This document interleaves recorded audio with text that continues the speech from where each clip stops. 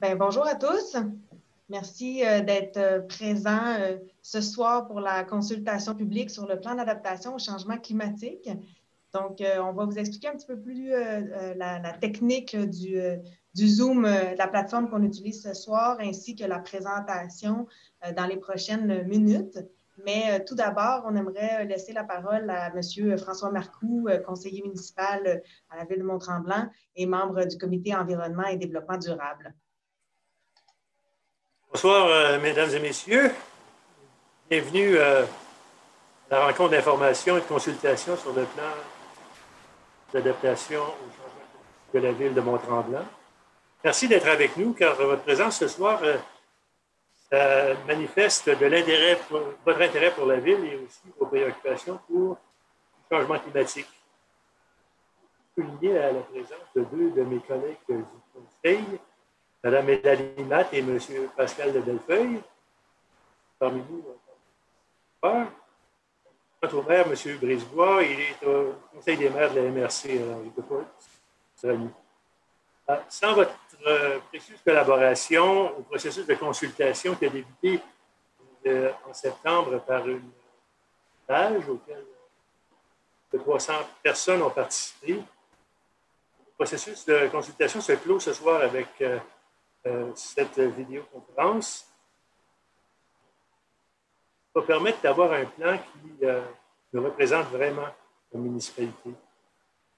À la Ville, nous sommes conscients que Mont-Tremblant n'est pas une poche de verre et donc on ne fait pas exception au reste du monde. On vit des impacts de changement climatique de plus en plus importants depuis que nous passé, par exemple, avec ces changements, ces nombreuses vagues de chaleur et de précipitations. Un exemple. Donc, temps d'agir, la résilience de notre communauté, sa capacité de se relever de divers éléments extrêmes que nous pourrions vivre, mais aussi les impacts des changements climatiques, la qualité de vie, de notre santé, de l'économie de notre région, qui est grandement axée, comme vous le savez, sur le plein air et le tourisme, donc sur le climat. Cependant, il faut agir de la bonne façon. Bon phénomène pour vraiment être plus efficace dans nos interventions. C'est donc ce sur quoi notre équipe de l'environnement, du service de l'environnement et du développement durable, travaille depuis plus d'1 an. Et je suis extrêmement fier que ce travail puisse maintenant être transmis. J'espère que pour la présentation, vous allez mieux comprendre notre démarche. La soirée saura répondre à vos questions qui vont échanger sur vos préoccupations. Là, je pense que je passe la parole à Isabelle qui va... Edith. Vous pouvez la repasser à Edith qui va assurer le relais. Le relais, OK. Oui. Merci, M. Marcoux, et merci effectivement à Mme Matt et M. de Bellefeuille d'être présents également avec nous. Alors, on rentre dans le cœur du sujet de ce soir, donc l'adaptation au changement climatique. Le déroulement de la soirée va se dérouler comme suit. Donc, on va vous présenter les différents intervenants. On va être plusieurs à se passer la parole au cours de la soirée. Le Conseil régional de l'environnement, donc Anne-Sophie et Isabelle qui sont avec nous, on va vous les présenter un peu. On va commencer avec une partie un petit peu plus théorique, comme disait Anne-Sophie, donc quelques chiffres au niveau des changements climatiques. L'objectif de la rencontre de ce soir, qu'est-ce qu'on souhaite et qu'est-ce que vous souhaitez aussi. Petit topo sur les changements climatiques, se mettre dans le bain du sujet. On va aborder, dans le fond, la distinction très importante entre la réduction des gaz à effet de serre et l'adaptation au changement climatique, qui sont souvent confondus entre les deux. Et on va vous présenter vraiment donc, notre démarche, comme disait M. Marcoux, qui est en cours depuis 1 an pour l'élaboration d'un plan d'adaptation au changement climatique, ainsi que les étapes qui suivent là, la soirée de ce soir.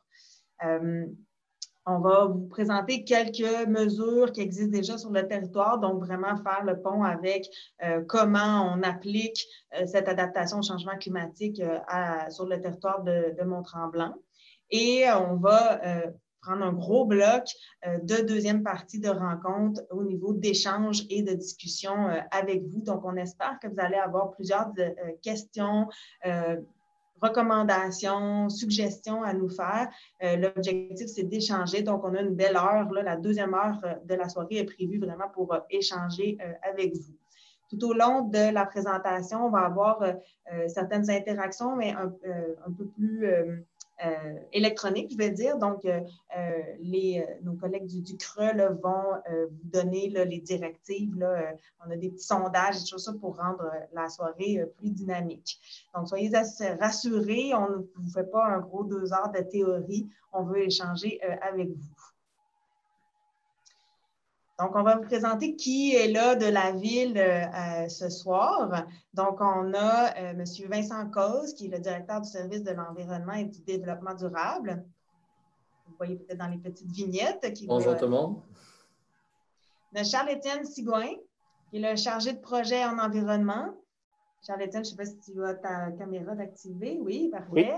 Donc, Charles-Étienne, chargé de projet en environnement, qui est le chargé de projet responsable de l'élaboration du plan d'adaptation au changement climatique. Donc, vous allez surtout l'entendre durant la période de questions. Bonjour tout le monde. Merci. Moi-même, donc Édith Tessier-Roy, je suis conseillère en environnement à la ville de Mont-Tremblant et je travaille en collaboration donc avec Charles-Étienne pour le plan d'adaptation au changement climatique.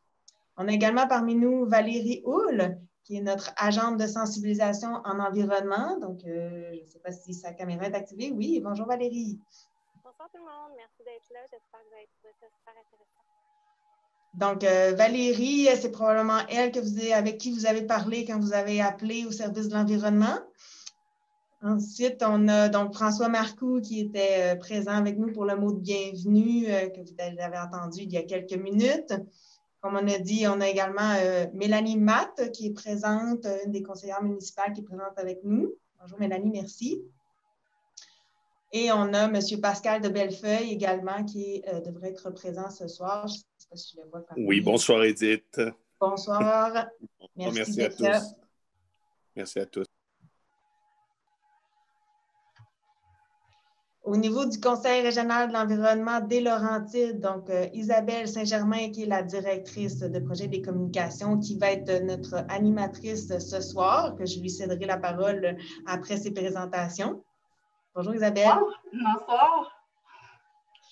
Et Anne-Sophie Menard, chargée de projet, et donc vous avez entendu pour tout le volet technique déjà dans les dernières minutes.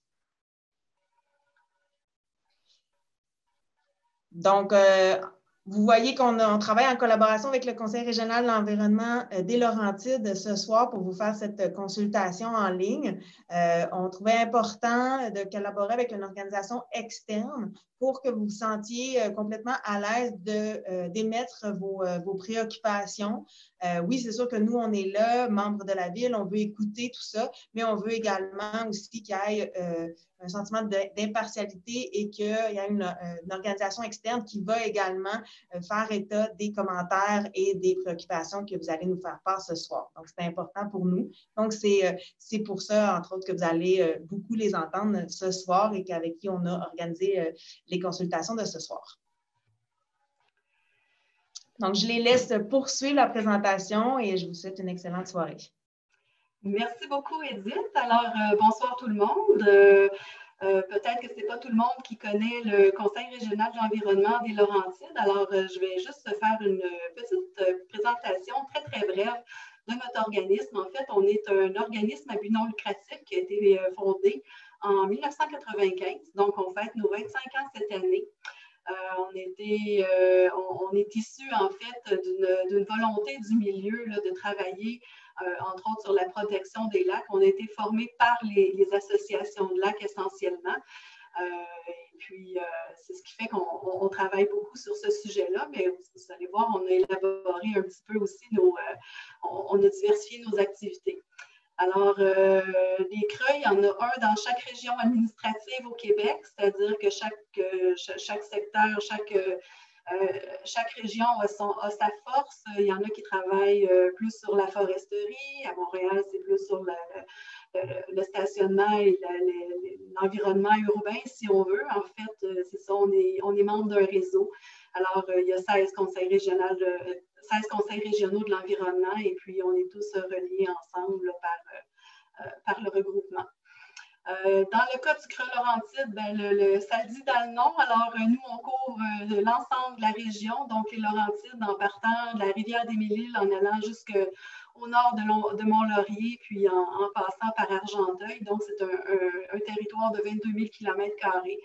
Et puis, sur ce territoire-là, il y a différents sujets sur lesquels il y a lieu de travailler. Alors, je vous ai parlé de protection des lacs, mais on travaille aussi en gestion des matières résiduelles, en éco-responsabilité. Puis, on travaille également sur les changements climatiques et la mobilité durable. En fait, ça dépend un peu des besoins dans la région, des demandes des gens. On essaie d'accompagner autant les citoyens, les municipalités ou les organisations sur différents sujets là, en fonction des priorités qui nous sont mentionnées. On va commencer maintenant dans le vif du sujet. Alors, on va commencer peut-être par un petit sondage. Peut-être que vous avez déjà une idée, selon vous, combien coûtent annuellement les impacts des changements climatiques. Vous pouvez tenter des réponses dans le chat. Ce n'est pas une question avec nécessairement juste un chiffre parce qu'il y a différentes échelles, il y a différents... bon, c'est ça, ça peut être pris de façon très large ou de façon très restreinte. Alors, est-ce qu'il y en a qui veulent se risquer dans le chat à indiquer une réponse ou des réponses, combien peuvent coûter les changements climatiques, selon vous? À date, on a 1 million, milliard, 50 milliards par année. Effectivement, c'est 150 milliards aussi. 150 milliards. Ce qui est important de retenir, c'est qu'effectivement, les chiffres sont quand même assez astronomiques. On peut calculer les impacts pour différents systèmes, que ce soit les impacts en agriculture, les impacts sur le transport, sur l'eau potable, sur les infrastructures. Ce qu'on sait, c'est qu'à l'échelle du monde, ça devient difficile de quantifier. Alors, juste pour vous donner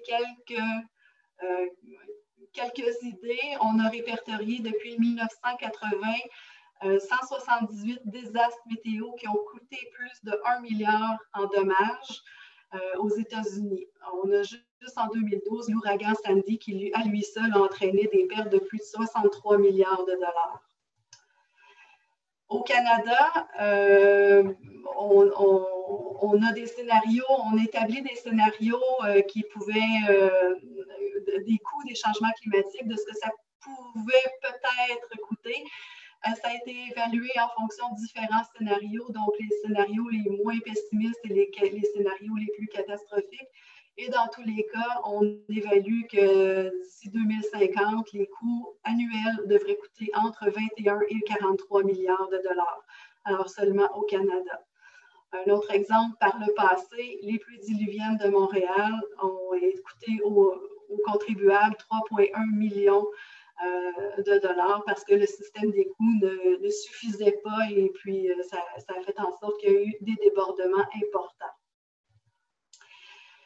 Ça n'a pas juste des impacts sur l'aspect financier, les changements climatiques, ça a aussi des impacts sur tout ce qui est biodiversité et puis sur la nature. Alors, selon le World Wide Foundation, qui étudie 4000 espèces, qui suivent 4000 espèces, ils ont observé un déclin en moyenne de 60% des populations des différentes espèces. Donc, pour certaines espèces, c'est plus que 60%, pour d'autres, c'est moins, mais c'est quand même une diminution importante des populations de toutes ces espèces étudiées-là.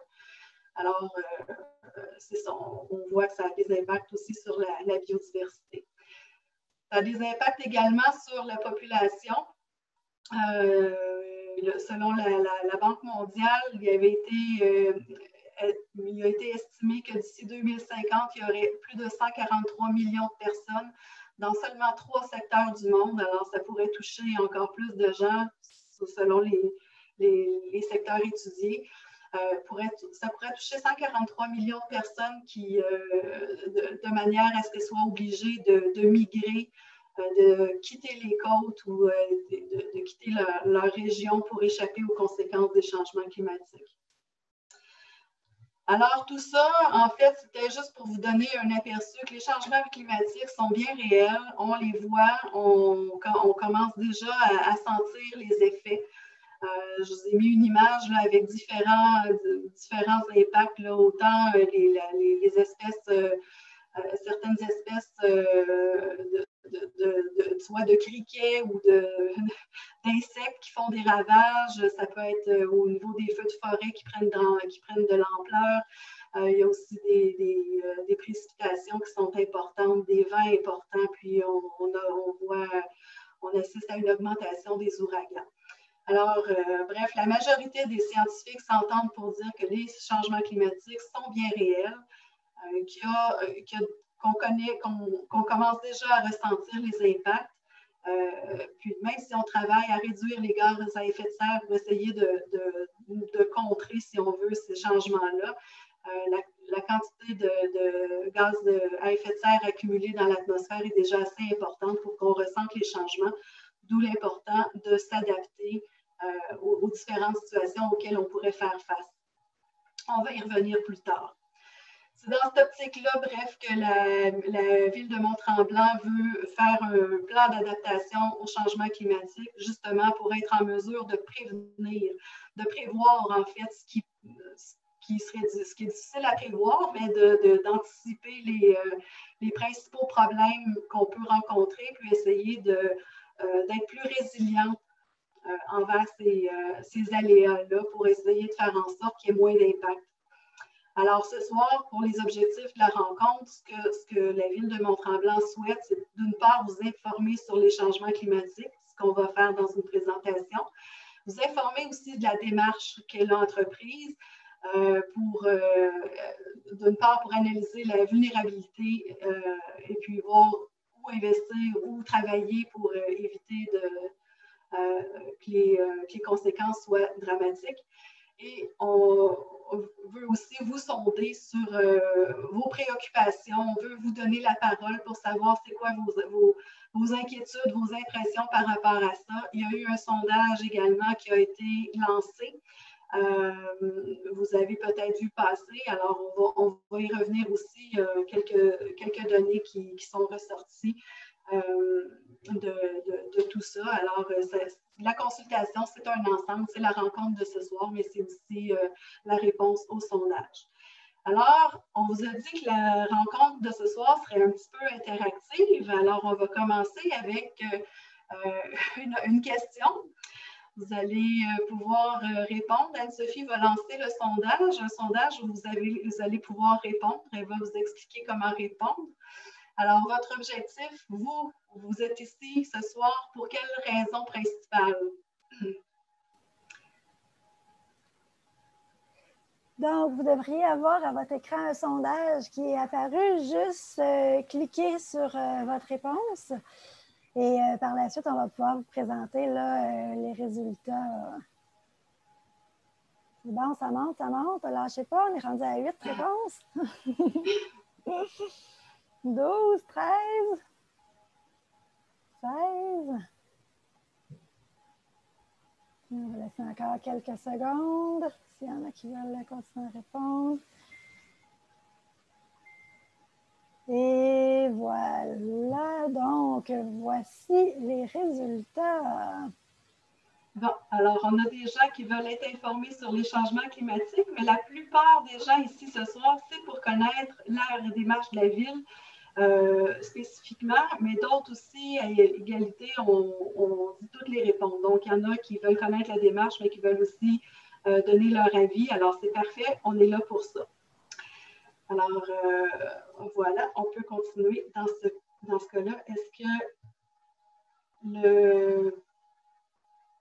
que le pôle est fermé?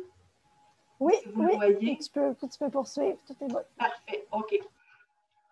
D'accord. Alors, on va parler des changements climatiques, faire un petit topo de ce que c'est, parce que, bon, comme Edith l'a si bien mentionné au début, on fait parfois une confusion, il y a parfois confusion entre les réductions des gaz à effet de serre et puis l'adaptation au changement climatique. Alors, on va faire un petit topo sur les deux cas, les deux situations.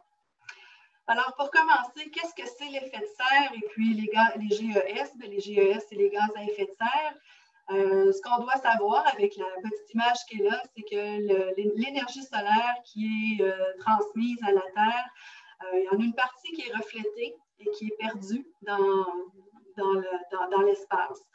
Et on a à la surface de la Terre une atmosphère, donc des gaz qui sont naturellement présents, des gaz à effet de serre, qui empêchent une partie de ces rayons-là de s'échapper une fois qu'ils ont reflété à la surface de la Terre. C'est ce qui nous permet d'avoir une atmosphère, c'est ce qui nous permet d'avoir la vie sur Terre. Donc, d'avoir un effet de serre, c'est quelque chose de normal. Ce qui n'est pas normal avec le temps, par contre, c'est l'accumulation de gaz à effet de serre qui, là, sont rendus en trop grande quantité. Ils font une couche qui empêche le rayonnement solaire, l'excédent de rayonnement solaire de diffuser vers l'atmosphère et fait en sorte de réchauffer la surface terrestre. Alors, l'atmosphère se réchauffe, même si à certains endroits, c'est plus froid, à d'autres endroits, ça réchauffe moins. Il reste que la température à l'échelle du globe, dans l'ensemble, ça se réchauffe tranquillement.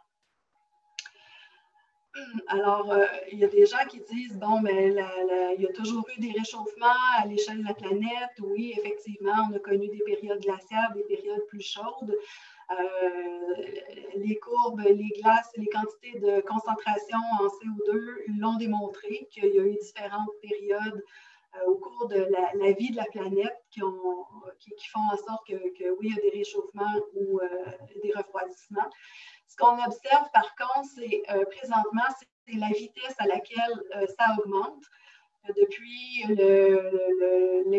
l'ère industrielle, la quantité de CO2 augmente de façon vraiment importante et puis ça fait que la température augmente très rapidement aussi.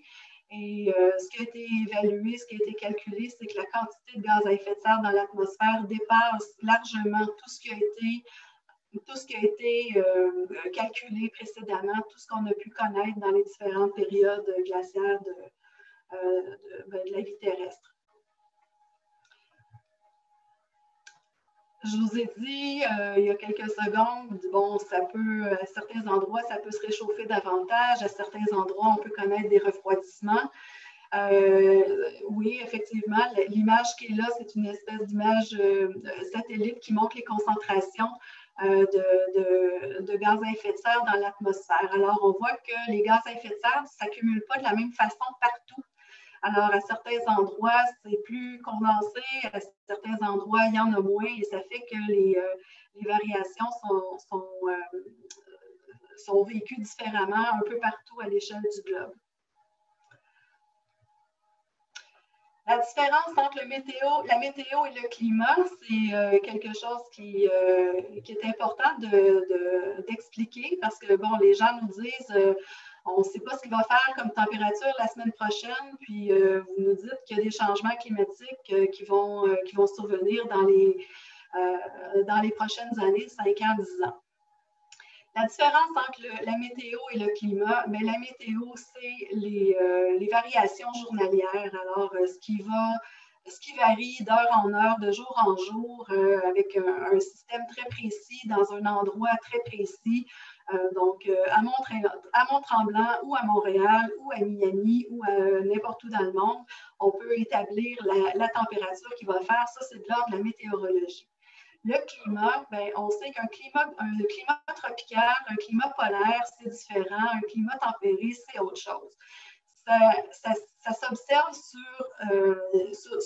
sur beaucoup plus long, sur un temps beaucoup plus long que la météo qui évalue les variations journalières. Comme on expliquait, comme quelqu'un que je connais expliquait, je veux dire, on sait peut-être pas quelle température il va faire exactement dans 2 jours. Par contre, on sait qu'au mois de janvier, il va faire plus froid que maintenant. Puis on sait qu'au mois de juin, l'année prochaine, il va faire plus chaud aussi. Puis on sait à peu près quelle température il va faire en janvier autour de la calotte polaire, puis versus au niveau des tropiques. Alors, le climat, c'est une science qui est beaucoup plus globale, qui est beaucoup plus qui s'étend sur une plus longue période, puis ce n'est pas une prédiction précise. Ce sont un ensemble de données. C'est un ensemble de données, dans le fond, qui donnent un reflet plus global. Alors, selon les saisons, les impacts vont pouvoir être différents. Alors, c'est ça, c'est pas la météo qui est perturbée, c'est le climat. Donc, le climat, c'est ça, ça fait en sorte que les saisons vont être un petit peu différentes de ce qu'on connaît. On va avoir plus de pluie, une fréquence de pluie intense, beaucoup plus grande. Et puis, c'est ça, ça va être plus fréquent, plus intense, ça va tomber de façon très drue. La quantité d'eau sera peut-être pas différente, mais la façon que l'eau va tomber, ça va être différent. On va observer dans l'ensemble une hausse des températures. Donc, l'hiver, on va avoir plus de redoux, on va avoir plus de cycles de gel-dégel. Puis, ça va être un petit peu comme ça là, sur toutes les saisons. Il va y avoir des variations là, auxquelles on peut s'attendre. Donc, en été, la période sans pluie, les périodes sans pluie qui font que les plans d'eau s'évaporent ou ont moins d'eau, des niveaux plus bas vont être accentués. De façon générale, les impacts qu'on peut voir, c'est une hausse globale des températures. Comme je vous le disais, c'est à l'échelle de la planète, pas nécessairement à l'échelle d'une ville ou d'une région. Au Québec, on connaît des hivers très rigoureux, on connaît des hivers très froids, mais on peut quand même, à l'échelle de la planète, augmenter des hausses de température. On va avoir une augmentation des hausses de précipitations, il va y avoir une fonte des glaciers, puis une augmentation du niveau des mers. Ça va être problématique pour les gens qui vont vivre sur les côtes, mais dans les régions plus montagneuses, il va y avoir d'autres effets. Comme par exemple ici, les impacts qu'on pourrait ressentir au Québec, ça pourrait être des sécheresses plus fréquentes, plus intenses, avoir une augmentation de risque de feux de forêt. Ça pourrait menacer les récoltes et puis on pourrait aussi avoir une plus faible quantité d'eau. C'est sûr que dans les Laurentides, on a quand même beaucoup de lacs, beaucoup de cours d'eau. Par contre, pour ceux qui ont des puits, mais ça peut représenter un enjeu parce que la nappe phréatique peut s'assécher si on n'a pas si on a des périodes de sécheresse qui sont plus intenses. Donc, la réduction, tout ce dont je vous ai parlé essentiellement au début, ça concerne surtout la réduction des gaz à effet de serre. En fait, on travaille en changement climatique pour réduire les GES, pour éviter que ça augmente encore, pour essayer d'éviter les effets drastiques des changements climatiques. Par contre, comme on sait qu'il y a une quantité de gaz à effet de serre déjà dans l'atmosphère et que les changements se font déjà sentir, on ne peut pas juste miser sur leur réduction. Il faut penser aussi à s'adapter pour éviter d'en subir les conséquences. Bref, il faut agir sur les deux plans. Donc, autant sur la réduction des gaz à effet de serre, mais aussi s'adapter aux changements qu'on peut vivre à partir de maintenant et qu'on sait qu'on va vivre dans les prochaines années. On va faire un petit quiz. Alors, si vous avez bien compris, réduction versus adaptation au changement climatique. Alors, je vais laisser Anne-Sophie présenter ce petit quiz. Oui, donc, vous allez avoir 2 questions, une à la suite de l'autre. On veut savoir, avoir une voiture électrique, est-ce que c'est pour diminuer les GES ou pour s'adapter au changement climatique? Ensuite de ça, avoir un bassin pour retenir l'eau en cas de forte pluie. Est-ce que c'est pour diminuer les GES ou pour s'adapter au changement climatique? Donc, on vous invite à répondre. Ça va bien. On a 15 réponses. Ça monte encore, donc je vais laisser quelques secondes pour que tout le monde puisse répondre.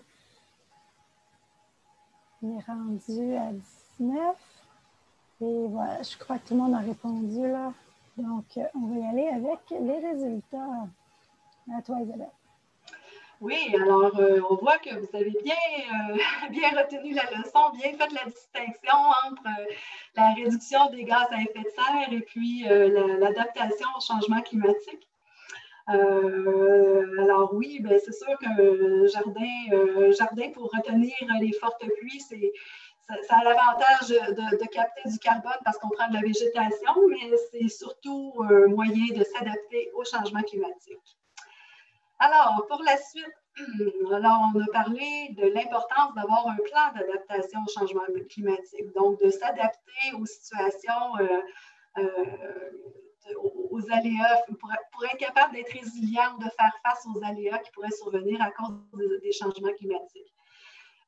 Qu'est-ce que c'est ça, un plan d'adaptation au changement climatique? C'est un petit peu ça qu'on va regarder dans cette partie-là avant de vous présenter les travaux de la Ville de Mont-Tremblant. C'est un PAC, un plan d'adaptation au changement climatique. En fait, ça sert à évaluer le niveau de risque d'un milieu à un phénomène. Ça dépend de deux choses. La probabilité qu'un événement climatique survienne et puis de la vulnérabilité du milieu face à cet événement-là. On va vous donner des exemples tout au long. Vous allez voir, ça a l'air compliqué, mais on va le décortiquer. On peut le placer sur une échelle, donc la vulnérabilité puis la probabilité. Si je place la probabilité qu'un événement survienne, plus un événement est probable, on peut le mettre sur une échelle de 1 à 5. Alors, on peut le mettre, mettons, une probabilité 5. Et si le milieu est très vulnérable, qu'on lui accorde une cote de vulnérabilité de 5, on va se retrouver dans la zone rouge qui démontre sur le graphique que c'est un élément pour lequel le milieu est très vulnérable. Si je parle, par exemple, on va avoir des exemples tout à l'heure, mais si on fait face on évalue la probabilité d'avoir des inondations puis qu'on est en pleine montagne, ben, peut-être que la probabilité serait juste de 1. C'est peut-être pas probable. Et puis, est-ce qu'on est vulnérable? Ben, peut-être pas non plus. Alors, c'est tout ça qui est à évaluer. Donc, la probabilité qu'un événement survienne dans le milieu et à quel point le milieu est vulnérable ou résilient face à la situation.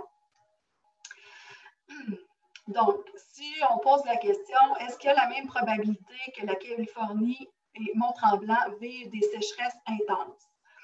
Ben,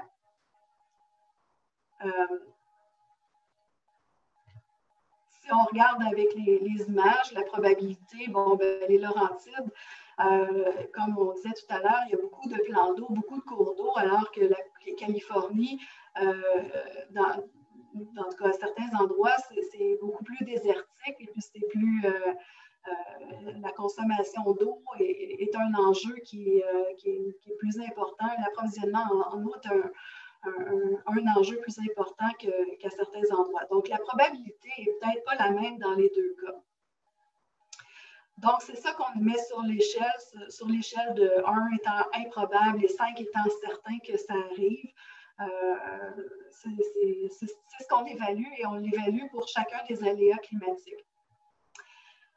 Ensuite, on évalue la vulnérabilité. Donc, est-ce que c'est grave si ça arrive? Est-ce que l'événement climatique qui arrive va avoir, est-ce que ça va être grave pour le milieu? Est-ce que pour Mont-Tremblant et pour New York, ça va être le même impact? Est-ce qu'ils sont vulnérables de la même façon face aux redoux hivernaux? Ben, si je regarde mes images de la ville de New York et puis la station de Mont-Tremblant, un redout hivernal en pleine ville de New York, c'est peut-être moins grave, ou en tout cas, sont peut-être moins vulnérables que la station qui vit du tourisme et puis pour qui le ski est une activité importante. On va faire un petit quiz sur la probabilité et la vulnérabilité. Alors, on va aller en fonction des vagues de chaleur. Vous allez avoir à répondre à savoir si c'est quoi la probabilité que la ville de Mont-Tremblant, que les citoyens et les citoyennes de la ville de Mont-Tremblant vivent des vagues de chaleur plus fréquemment au cours des prochaines années. Je vais laisser Anne-Sophie vous expliquer comment répondre à ce petit quiz de probabilité.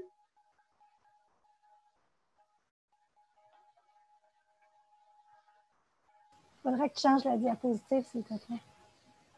Ah oui, c'est vrai. Merci.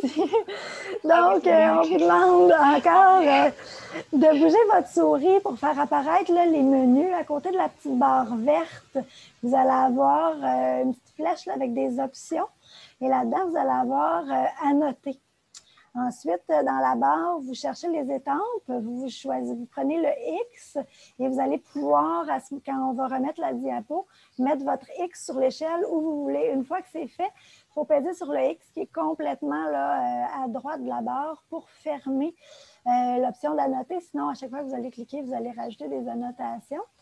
Si vous avez un téléphone, il faut peser là, sur le petit crayon et y aller avec votre doigt à ce moment-là pour mettre votre annotation. Donc, voilà, Isabelle, tu peux mettre le quiz.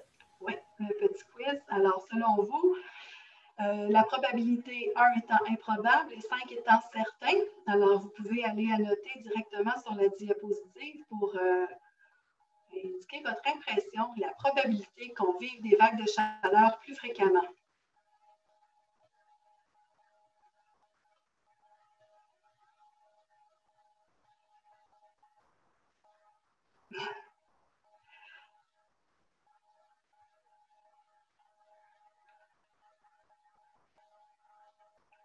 Là, évidemment, on ne peut pas compter, alors on ne sait pas combien de personnes ont répondu, mais on voit que les réponses oscillent vers le certain. Là. Tout le monde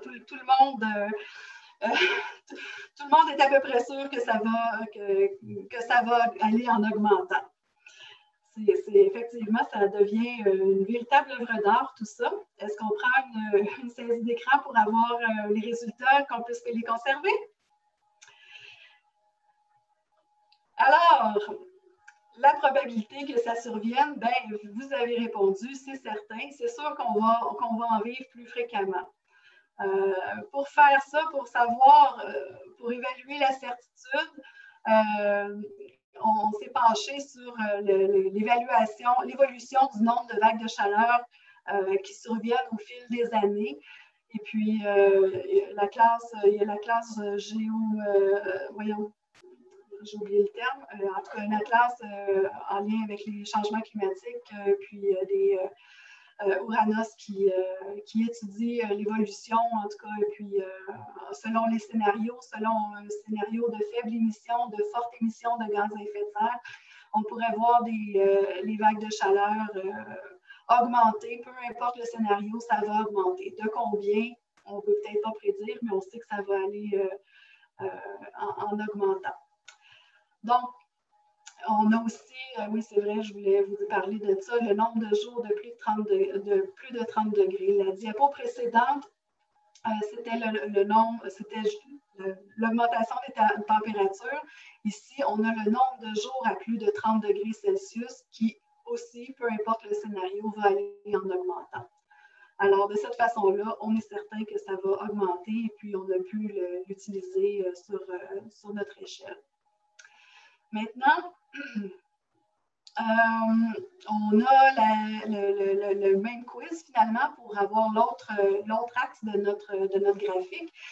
C'est à quel point la ville de Mont-Tremblant est vulnérable aux vagues de chaleur. Donc, jusqu'à quel point c'est grave, jusqu'à quel point on est capable de s'adapter ou de faire face aux vagues de chaleur. Alors, sur le même principe, on va vous laisser répondre. 1 étant le moins vulnérable et puis 5 étant le plus vulnérable. Alors, vous pouvez aller encercler vos réponses.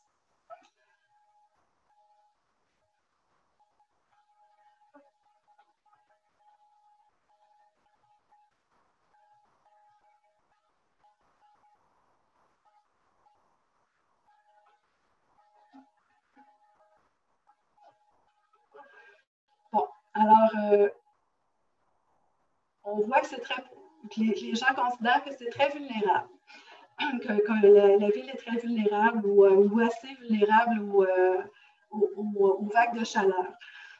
Le point que je veux amener là-dessus, c'est que la vulnérabilité, c'est un peu subjectif. C'est pas aussi facile à documenter que la probabilité d'avoir des vagues de chaleur. Est-ce qu'on est vulnérable ou pas vulnérable? Peut-être que quand on est dans une pleine ville avec du béton partout, très urbanisé, peu de végétation, on est probablement plus vulnérable que dans une ville des Laurentides ou comme à Mont-Tremblant, où il y a beaucoup de végétation, il y a beaucoup de plans d'eau, il y a beaucoup de jeux d'eau, il y a beaucoup de... Les gens ont quand même les moyens d'avoir des climatiseurs dans bien des cas ou des ventilateurs. Et puis, donc, pour faire face aux vagues de chaleur, on est quand même mieux équipé que dans d'autres régions du monde ou même que les grandes villes. Ou même les grandes villes là, comme à Montréal, là, où on voit une température augmenter de façon très importante quand on a des canicules. Alors, maintenant, si on replace notre niveau de risque, on replace les réponses qu'on a obtenues aux vagues de chaleur, Anne-Sophie, est-ce que tu vas être en mesure d'annoter ici? Les résultats qu'on a eus, on a identifié que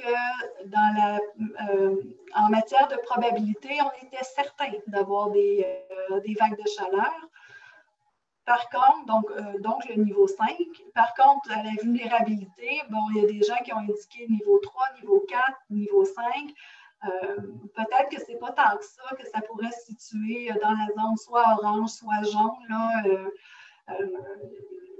pour cet exercice-là, on vous le fait faire comme ça, mais pour les travaux du plan d'adaptation au changement climatique de la ville de Mont-Tremblant, il a fallu se pencher à plusieurs, puis poser la question à différentes personnes, puis évaluer les éléments les uns par rapport aux autres pour arriver à identifier là, les éléments qui étaient les plus problématiques. C'est qu'en soumettant chacun des aléas à cette échelle-là, c'est de cette façon-là qu'on en est arrivé à identifier les éléments qui étaient les plus à risque pour la ville de Mont-Tremblant. C'est quoi les aléas qui sont plus problématiques pour la ville de Mont-Tremblant? Alors, voilà, sur la diapo qui est ici, les éléments qui sont ressortis de l'ensemble de l'analyse. Ce qui est analysé, c'est assez imposant comme travail parce qu'on peut travailler autant sur les espèces envahissantes, sur la santé, sur tout le milieu bâti, sur tous les aléas liés à l'eau, sur les inondations, les infrastructures, tout doit être évalué. Alors, il y a des éléments pour lesquels la ville est déjà soit qu'elle n'est pas vulnérable, bon, un tremblement de terre ou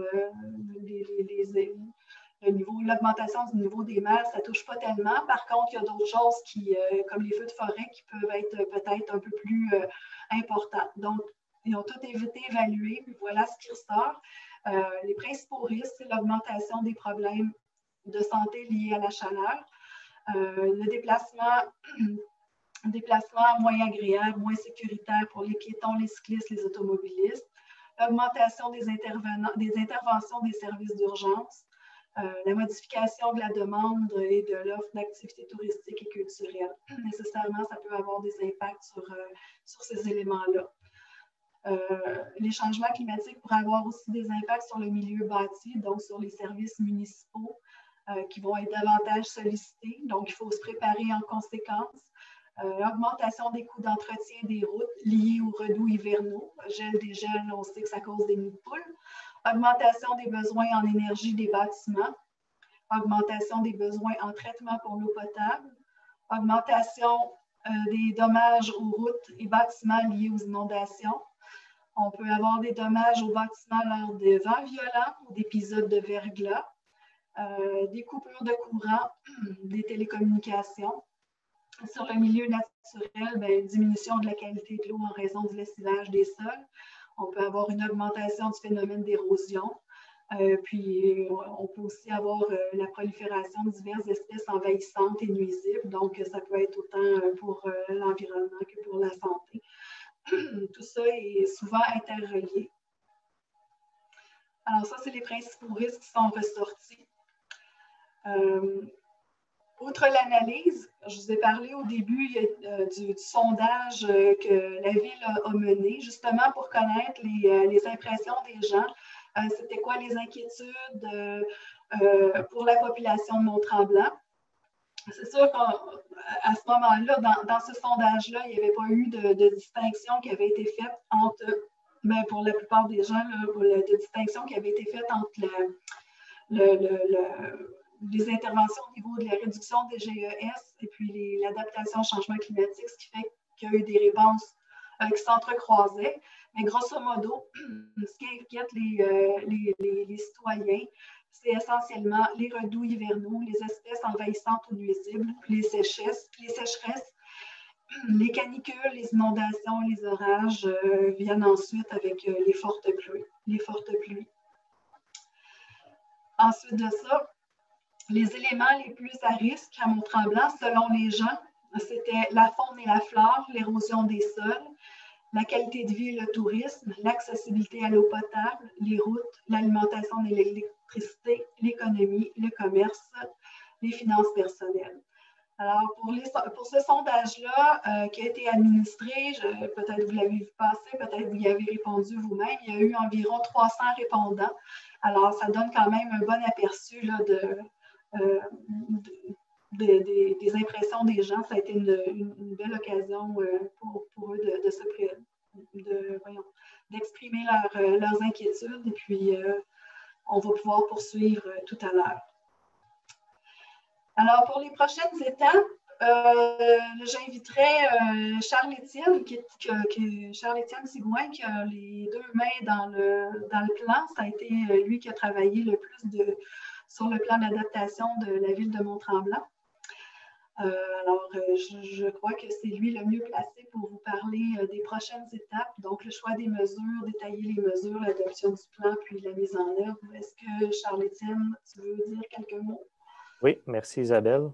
Donc, pour la suite de l'élaboration du plan d'adaptation au changement climatique, les prochaines étapes, c'est les suivantes. Donc, ça va vraiment être de choisir c'est quoi les mesures qui devraient être mises en place pour limiter les risques auxquels la ville de Mont-Tremblant pourrait faire face. Dans le fond, avec les différentes expertises au sein de la ville, que ce soit les travaux publics, les services d'incendie, l'urbanisme et les autres. Dans le fond, on a pu établir une liste de mesures potentielles qu'on pourrait mettre en place. Mais c'est ça, en ce moment, on profite de la consultation publique justement pour solliciter vos suggestions, prendre en considération, selon vous, vos priorités d'intervention, puis qu'on va pouvoir ajouter à notre liste de mesures potentielles puis évaluer ça. Donc, une fois qu'on va avoir fait une sélection de mesures, parce qu'on s'entend que les mesures qu'on peut faire, on peut en faire des milliers. Il va falloir en choisir quelques-unes. Donc, une fois qu'elles vont être choisies, ça va être de les détailler, de définir les objectifs, les coûts, la durée de mise en œuvre des différentes mesures.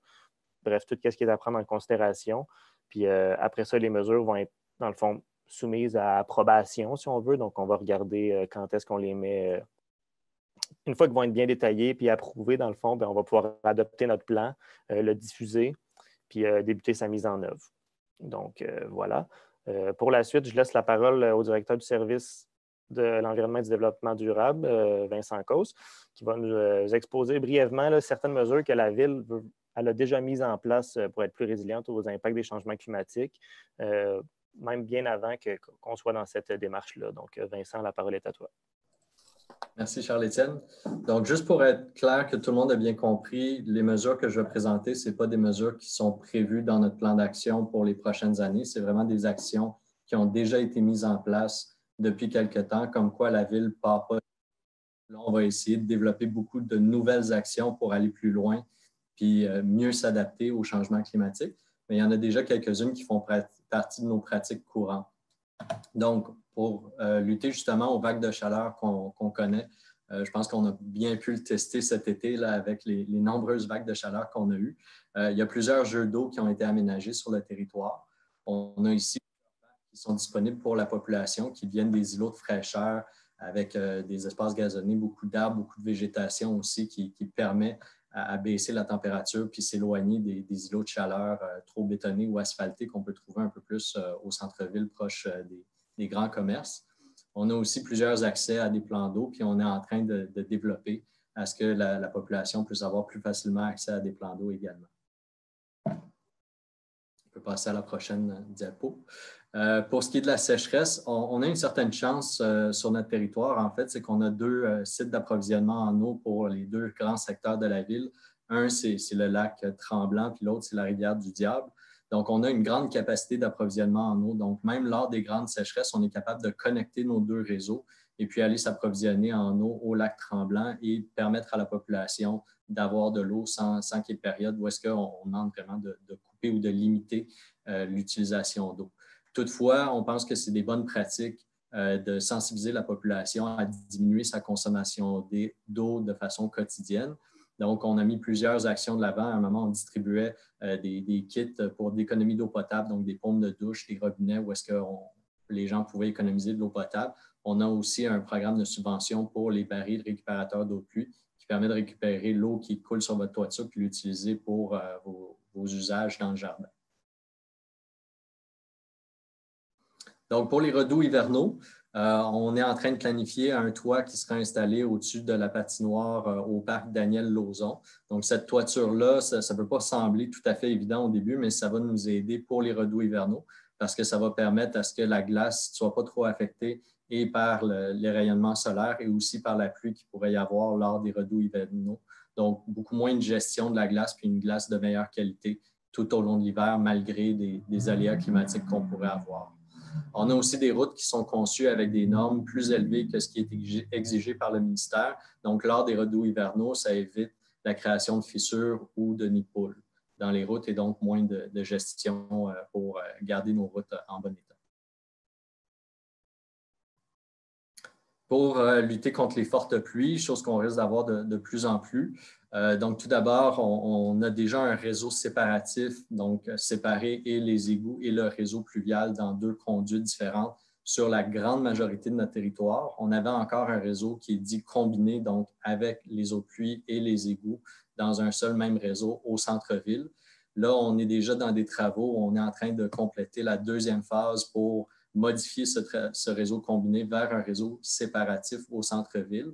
La raison pourquoi ça va nous aider avec les fortes pluies, c'est parce que quand on a un réseau combiné puis il y a des fortes pluies, souvent on s'en va en surverse qui sont autorisées et recommandées par le ministère de l'Environnement pour ne pas surcharger notre usine de traitement d'eau d'épuration. Avec la construction d'un réseau séparatif et la modification de notre ancien réseau, on va limiter grandement les surverses qu'il pourrait y avoir dans notre rivière, protéger la qualité de notre eau. Aussi, pour faire une gestion sur le site des eaux de pluie, pour pas que même avant que ça se rende même au réseau pluvial, on veut favoriser une gestion in situ. Donc, on est en train d'aménager des ouvrages de gestion d'eau de pluie, donc des bassins de pluie. Il y a plusieurs noms pour ça. Puis, il y a un super bel exemple de ces bassins-là qui a été aménagé au stationnement du complexe aquatique. Donc, ça fait le tour pour nos exemples de mesures. On arrive à la période d'échange. Je pense que Edith va reprendre la parole pour nous lancer ça. Bien, je vais prendre la parole. C'est Anne-Sophie, désolée. Oui, non, il n'y a pas de problème. Donc oui, on est rendu à la période d'échange. Tu peux changer la diapositive, Isabelle. Donc, je vais juste vous expliquer un petit peu comment ça va marcher. Donc, vous pouvez écrire des nouvelles questions là, dans le chat, que ce soit concernant la présentation qu'on a eue, les changements climatiques, la démarche de la ville, excusez, ou encore des choses qui vous préoccupent. Là, on aura une liste de questions tantôt pour vous guider. On va aussi reprendre les questions qui ont été mises jusqu'à présent. Si vous préférez aussi parler directement, vous pouvez écrire dans le chat, vous pouvez écrire micro. Comme ça, à ce moment-là, nous, ça va nous donner l'ordre et on va pouvoir vous donner la parole. Donc, vous écrivez micro et vous attendez que je vous nomme pour pouvoir dire votre question.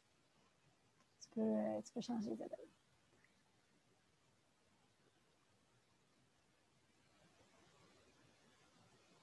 que le PowerPoint est... Ah, on l'a.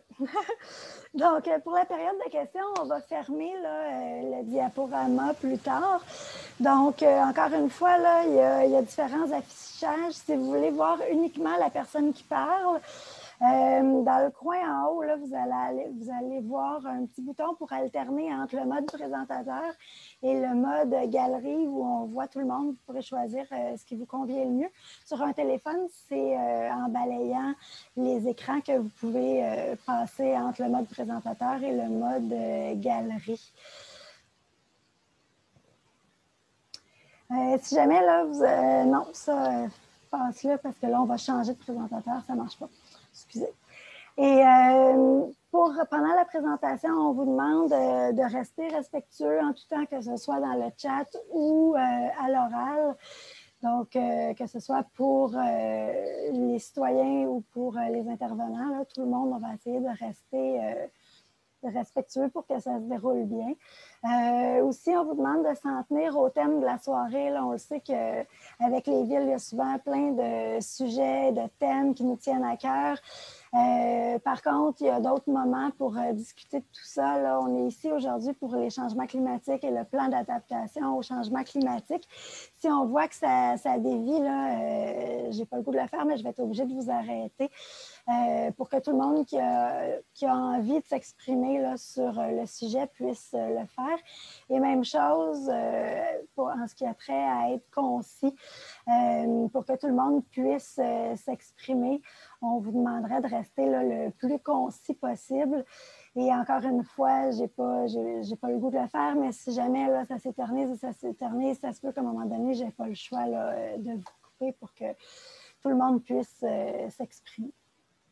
Donc, voilà la dernière diapo. Donc, comme je disais là ici, on veut vous entendre sur comment est-ce que vous pensez que la ville elle devrait s'adapter au changement climatique.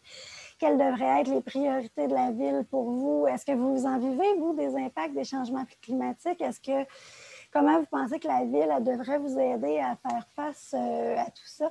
Donc, c'est peut-être des pistes de réflexion là, qui peuvent vous aider en plus des questions que vous pourriez avoir en lien avec la présentation ou des démarches de la ville. Donc, on peut peut-être fermer la présentation. Et comme ça, on va mieux voir les intervenants qui vont répondre aux questions. Donc, dans un premier temps, on peut peut-être y aller avec les questions qui ont déjà été mises dans le chat. Donc, on avait une question à savoir combien coûtent les changements climatiques, bien, ces effets, en fait, à Mont-Tremblant. On a parlé des États-Unis, on a parlé du Canada, mais plus spécifiquement à Mont-Tremblant. Charles-Étienne, est-ce que tu aurais une réponse là-dessus? Oui. En fait, récemment, on a terminé l'inventaire des gaz à effet de serre de la ville. Donc, on n'est pas encore... Ah non, je me trompe de question. Là, on parle de l'adaptation au changement climatique. OK, pardon. Donc, non, pour les coûts, en fait, des changements climatiques, on n'a pas encore ces données-là. Par contre, c'est des données qui vont pouvoir être trouvées. Dans le fond, nous, en ce moment, on est en train justement de détailler les mesures puis voir exactement justement combien ça nous coûterait pour s'adapter, mais aussi combien ça nous coûterait si on ne s'adapte pas à ce phénomène-là. Donc, c'est une analyse qui n'a pas été complétée encore, mais que d'ici la fin de l'élaboration du plan, on risque d'être en mesure de répondre. Merci beaucoup, Charles-Étienne. Ça me fait penser aussi, si jamais il y a des questions là, qu'on n'a pas le temps de passer à travers toutes les questions pendant la période de questions, vous allez recevoir par courriel, les gens qui ont participé, un document avec les questions qui ont été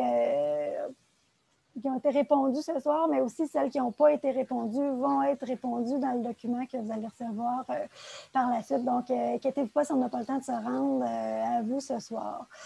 Donc, si on enchaîne avec une deuxième question qui était dans le chat, celle-là, ça serait peut-être pour Vincent. Il y a Pierre là, qui aimerait savoir, qui aimerait qu'on précise les niveaux de GES, comment sont produits les GES, expliquer la combustion des produits pétroliers. Donc, un petit peu plus dans les détails au niveau des GES. Ou sinon, peut-être Isabelle, là, je te laisse voir Vincent. C'est une question assez vague. C'est une question que j'adore poser en entrevue aux gens que j'embauche, donc ça fait peut-être rire un peu mon équipe. De façon générale, comme on expliquait en début de présentation, on a certaines quantités de CO2 qui est présente dans l'atmosphère puis qui fait qu'on a un effet de serre qui nous permet de vivre. Maintenant, l'implication des produits pétroliers, en fait, c'est que dans un cycle du carbone, on a nos émissions de CO2 qui est faite par la combustion de matière carbone qui se retrouve dans l'atmosphère, qui ensuite de ça est fixée soit par les végétaux ou les océans en grande partie. Ces végétaux-là, s'ils se dégradent de façon naturelle, comme toute sorte de vie carbone qu'on a sur la Terre aussi, ils se transforment éventuellement en pétrole. Et donc, on a ces ressources pétrolières qui sont ensuite de ça fixées, on pourrait dire, en dehors d'un cycle du CO2. Quand on vient puiser ces ressources-là, puis qu'on fait la combustion de ces ressources-là, on vient augmenter de façon drastique la quantité de CO2 dans l'atmosphère, d'où les changements climatiques qu'on connaît. Puis ce qu'on vit depuis les quelques dernières dizaines d'années, c'est une exploitation très forte de ces ressources pétrolières qui fait qu'on a une augmentation drastique de CO2 dans l'atmosphère. Donc, je pourrais débattre là-dessus pendant des heures, là, mais en comme 1 ou 2 minutes, c'est la meilleure réponse que je pourrais avoir. C'est parfait. Merci beaucoup. Puis il y avait une suite à cette question-là.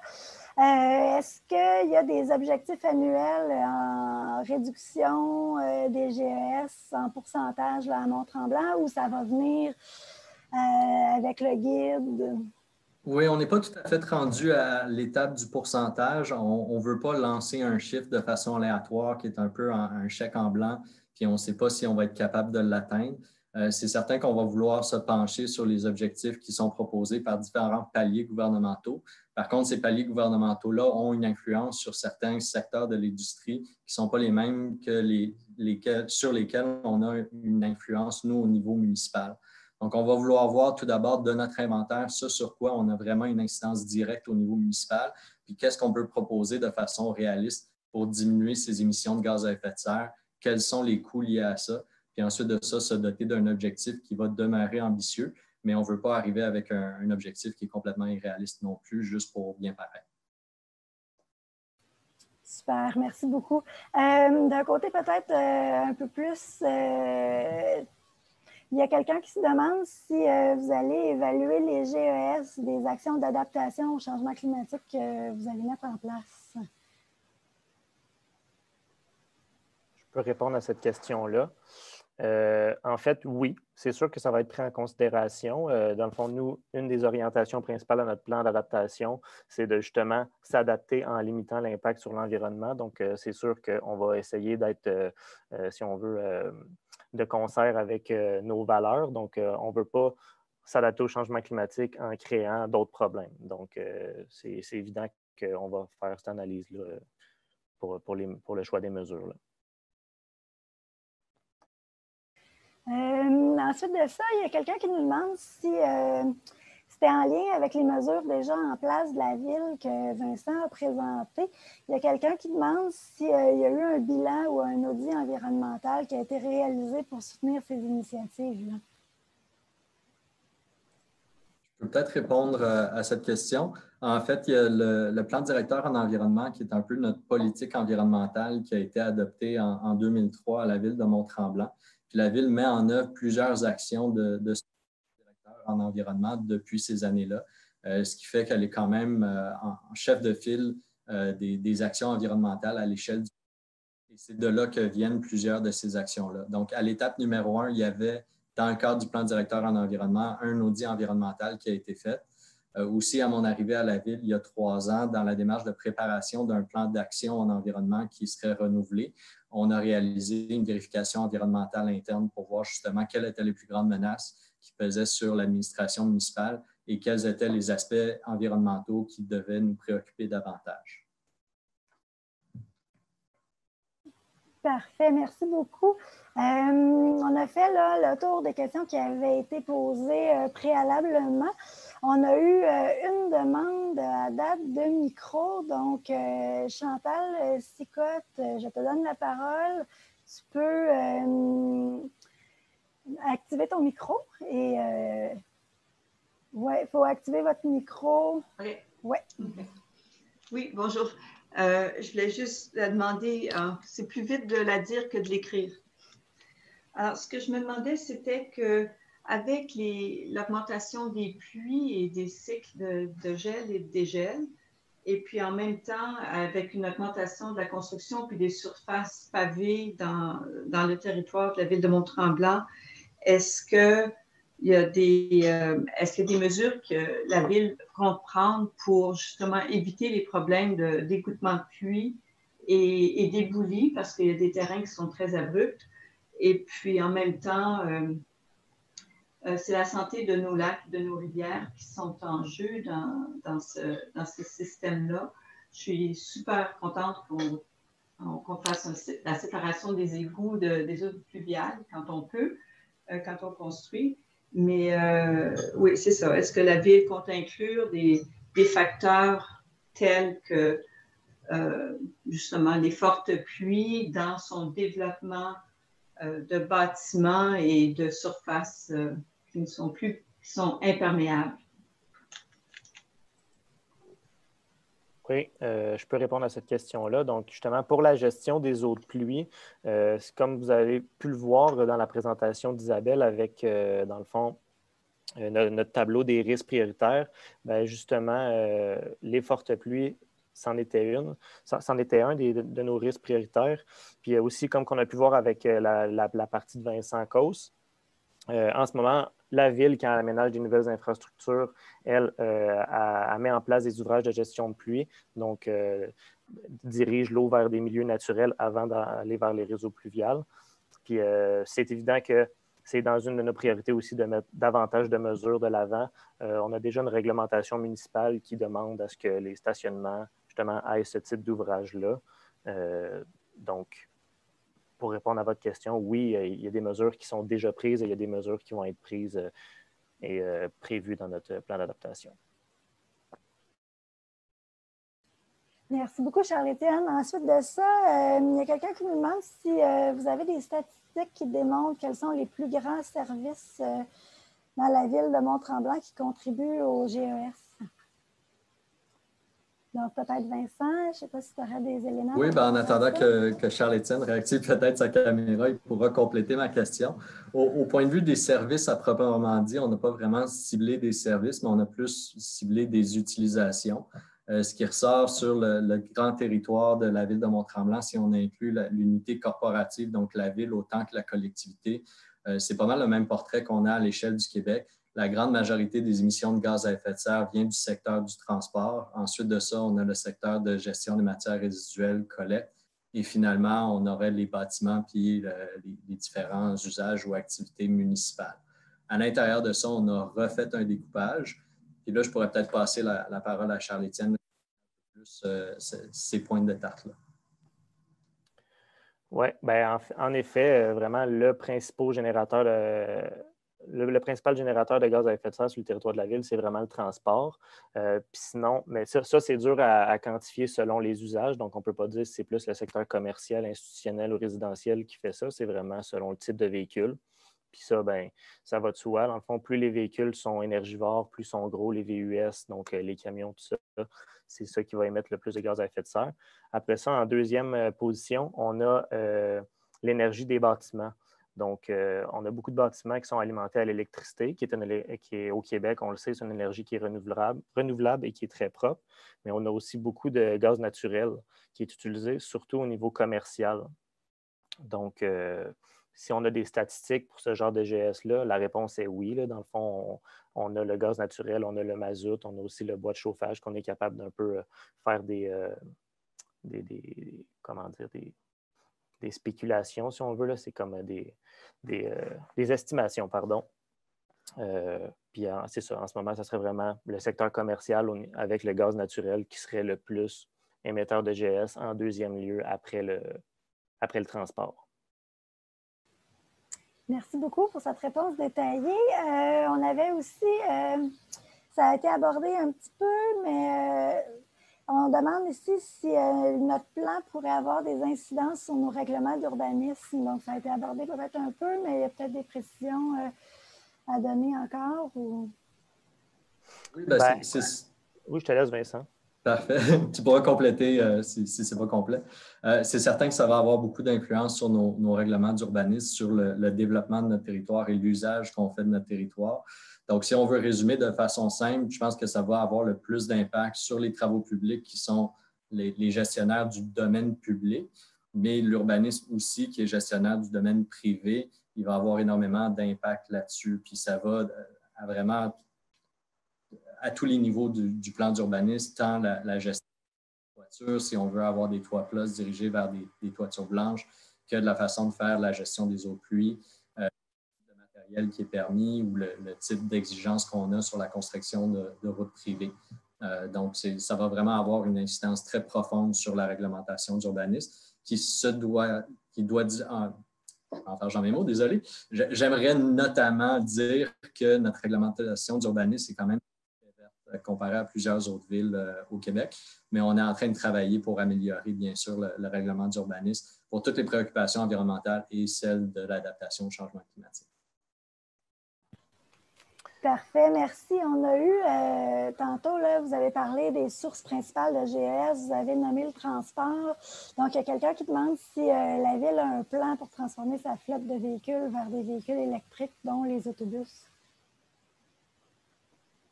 Oui, bien, en ce moment, à la Ville, pour les futurs achats de véhicules, tout ce qui est plus des véhicules légers, si on veut, c'est sûr qu'on va prioriser les véhicules soit hybrides, soit électriques. Donc, peut-être pas un remplacement complet, ça va se faire au fur et à mesure. Dans le fond, plus les véhicules vont devenir... nous, c'est un remplacement à long terme. Là, donc, on ne va pas scraper les véhicules qu'on a déjà pour en acheter un nouveau électrique, mais il y a un renouvellement qui se fait. Donc, pour les véhicules utilisés par les inspecteurs, par exemple. Puis après ça, au niveau des camions lourds, des travaux publics ou des camions un peu plus outils, c'est sûr que c'est moins évident. Il n'y a pas toujours une offre, si on veut, dans ce type de véhicule-là. Mais c'est certain qu'on regarde les différentes options qui s'offrent à nous, considérant que justement le transport, c'est une source élevée de GES. Parfait, merci. Puis un autre élément important à Mont-Tremblant, c'est la montagne. C'est ressorti beaucoup dans le sondage. Là. Les gens, ils sont inquiets un peu en lien avec les changements climatiques, avec les redoux hivernaux, l'impact que ça peut avoir sur la montagne et tout ça. Donc, on demande ici quelles sont les actions qui sont envisagées pour la montagne, surtout pour les secteurs des boutiques et des restaurants, mais pour la montagne en général aussi. Oui, je peux répondre à cette question-là. En fait, faut comprendre que la station Mont-Tremblant, la montagne en soi, c'est une entreprise. Donc, souvent, les gens associent la station Mont-Tremblant à la ville de Mont-Tremblant, mais par contre, faut comprendre que c'est vraiment deux entités différentes. Nous, on travaille en étroite collaboration avec la station, justement pour améliorer les pratiques environnementales.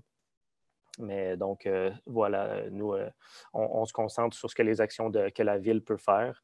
Puis, on essaie de travailler de concert avec, je parle de la station, mais c'est aussi tous les commerçants, toutes les entreprises sur le territoire de la ville. C'est certain que toutes les modifications à notre réglementation vont être également imposées à la station qui va devoir éventuellement s'y conformer. Donc, c'est une façon d'avoir une influence pour s'assurer des bonnes pratiques, mais on travaille, comme dit Charles-Étienne, déjà étroitement avec eux pour qu'ils restent informés puis voir comment ils peuvent s'adapter. Puis ils sont très, très dynamiques de ce point de vue-là. Parfait, merci beaucoup. Ensuite, il y a quelqu'un qui demande quels pourraient être les effets démographiques, notamment là, la migration vers le nord, les diversités culturelles, etc., mais surtout la migration vers le nord, là, des changements climatiques pour Mont-Tremblant et quel genre de mesures peuvent être mises en place par rapport à ça? Une question qui me semble quand même très vaste, donc j'espère que je vais répondre dans ce qui était l'intention de la question même. C'est sûr qu'on peut penser à une certaine migration démographique. D'un autre côté, on voit qu'avec l'adaptation au changement climatique, d'habitude, il y a plus une reconcentration vers les gros pôles urbains. Par contre, il y en a peut-être qui vont vouloir éviter des périodes de canicule qu'on a plus dans le sud des États-Unis. Donc, ça dépend si on regarde à l'échelle nord-américaine ou à l'échelle du Québec. d'une manière comme d'une autre, de toute façon, s'il y a une migration de population, c'est par la gestion de notre territoire puis par le développement de notre territoire qu'on va pouvoir encadrer cette migration-là. Donc, on est en train de regarder avec l'urbanisme justement pour assurer un développement durable de notre territoire, donc s'assurer qu'on ne fait pas un développement tout azimut, puis qu'on est en train de respecter la capacité de support de notre territoire et de nos milieux naturels pour garder vraiment la caractéristique qui fait de Mont-Tremblant un territoire qu'on aime tant. Super, merci beaucoup. J'ai une autre question en lien avec le reboisement, la foresterie urbaine. Est-ce qu'il y a un intérêt pour la foresterie urbaine, surtout je pense dans le centre-ville de Mont-Tremblant, là, pour contrer les îlots de chaleur? Est-ce que vous avez comme intention d'investir dans les infrastructures vertes, verdir les bâtiments du centre-ville? Pour l'environnement, mais aussi pour la santé physique et mentale là, des citoyens. Oui, en fait, si on revient au tableau des risques prioritaires qui a été présenté, donc un des risques qui était vraiment le premier en haut de la liste qu'on avait analysé selon nous, c'était l'augmentation des problèmes de santé liés à la chaleur. Donc, c'est certain que c'est un aspect sur lequel on veut mettre l'emphase. Donc, tout ce qui est plantation d'arbres, conservation de nos forêts, de nos milieux humides, tout ça, ça va être quelque chose qui va être mis de l'avant dans notre plan d'adaptation. Donc, oui, c'est ça. Pour répondre à la question brièvement, là, oui, la foresterie urbaine va être prise en compte. La santé de la population, c'est sorti comme dans nos risques prioritaires. Donc, toujours pour toi, je pense que ça va être pour toi, ça, Charles-Étienne. Il y a quelqu'un qui demande, dans le fond, qui dit que si elle comprend bien, les risques que la ville voit le plus sont les vagues de chaleur, les fortes pluies, les inondations et les redoux hivernaux. Est-ce qu'il y a d'autres risques envisagés et des actions suivies? Oui, dans le fond, oui, il y a d'autres risques, là. Dans le fond, encore une fois, le tableau, il y en avait plusieurs. Mais sinon, un risque, souvent, on oublie aussi qu'on est pas mal les premiers, je dirais, à Mont-Tremblant à prendre en considération quand on parle d'adaptation au changement climatique. C'est vraiment tout ce qui est au niveau des espèces exotiques envahissantes.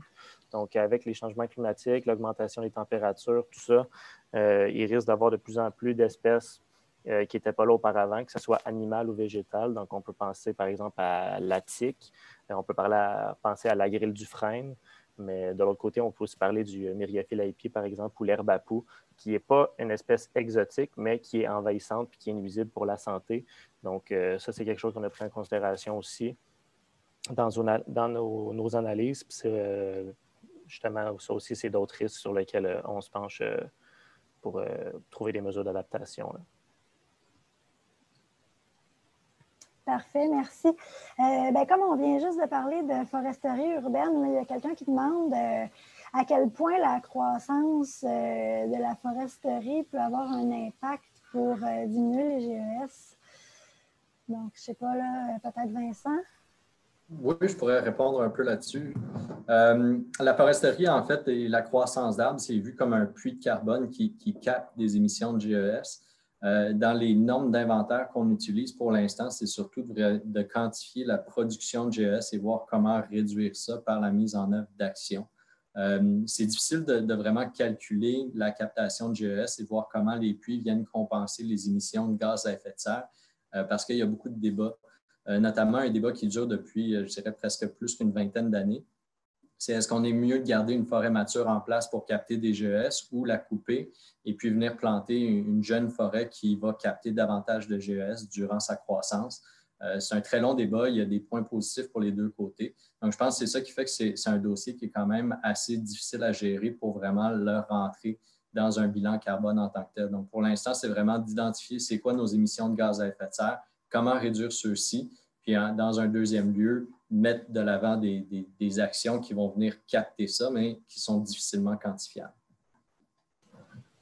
Super, merci. Les plans d'eau, ça n'a pas ressorti beaucoup là, à date dans les questions, donc on en a une ici. Ça demande quelle est la politique pour la protection des berges sur les lacs avec des gros bateaux à moteur, gros étant de parenthèse, donc je pense pour les bateaux à moteur en général. Et pensez-vous à développer l'accès à tous les citoyens au lac pour baigneurs d'embarcations non motorisées de la ville et pas seulement aux riverains? Donc, la Ville a adopté en 2010, si je ne me trompe pas, déjà une première politique de gestion des accès et usage des plans d'eau. Donc, cette politique est mise de l'avant. Il y avait une grande tournée de consultation aussi avec toutes les associations de lacs pour élaborer des codes de courtoisie nautique pour essayer d'encadrer les usages qu'il y a sur les différents lacs et limiter les usages qui étaient contraignants, dont l'utilisation de gros bateaux qui pouvaient avoir des impacts tant sur les utilisateurs que sur l'érosion des berges. Il y a plusieurs lacs sur notre territoire aussi qui ont une réglementation qui vient interdire l'utilisation de bateaux à moteur déjà. Et on est en train de travailler avec les autres associations de lacs à travers les codes de courtoisie pour venir gérer les accès qui peuvent être difficiles. Au point de vue de l'accès aux différents plans d'eau, le Conseil nous a justement demandé cette année de venir réviser la politique de gestion des accès aux plans d'eau. Donc, on va identifier les opportunités qu'on a pour faciliter l'accès à la population au plan d'eau et permettre de partager cette ressource. Merci beaucoup. Celle-là va peut-être être pour toi aussi, Vincent. On demande ici si on fait, si la Ville de Mont-Tremblant fait assez de prévention en matière de changement climatique, GES, là, comme par exemple, est-ce qu'elle pourrait mieux encadrer les développements, par exemple? Je pense qu'il y a toujours moyen de s'améliorer pour encadrer les développements. On les encadre en ce moment mieux qu'on les encadrait il y a 15 ans. Puis avec les avancées en termes de connaissances, on se rend compte qu'il y a des meilleures façons de les encadrer pour les prochaines étapes. Comme je disais un peu plus tôt, la réglementation d'urbanisme, je trouve, était déjà très avancée à la Ville de Mont-Tremblant depuis la production du premier plan directeur en environnement. Et on travaille de façon quotidienne avec le service de l'urbanisme pour encore bonifier cette réglementation d'urbanisme et venir donc travailler en amont pour éviter des problématiques liées soit aux émissions de gaz à effet de serre ou à l'adaptation au changement climatique dans les nouveaux développements. Parfait, merci. On a une deuxième personne qui demande le micro. Donc, il y a Valérie Houle qui demande le micro. Donc, tu peux activer ton micro et poser ta question, Valérie.